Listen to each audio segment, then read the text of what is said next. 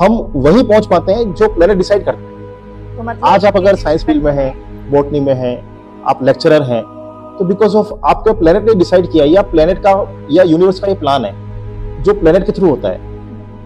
तो ये सब कुछ ऑलमोस्ट डिसाइडेड होता है, बस हम इनको बूस्ट अप करके या फिर रेमेडी के थ्रू कम या ज्यादा कर सकते हैं, इनके परसेंटेज बढ़ा सकते हैं या कम कर सकते हैं। अगर आपके चार्ट में कोई योग है जो कम होना है, अच्छा होना है, तो उस टाइम पीरियड में अगर, यानी कि हर काम का एक टाइम पीरियड फिक्स होता है, ट्रांजिट होता है, उसके अकॉर्डिंग हम टाइम देखते हैं। उस टाइम में अगर आप कोई रेमेडी कर लेते हैं और उस योग को बूस्ट अप कर लेते हैं, तो वो आपके लिए फ्रूटफुल है, वो चीजें आपको बेनिफिट दे जाएगी फॉर अ लॉन्ग टाइम।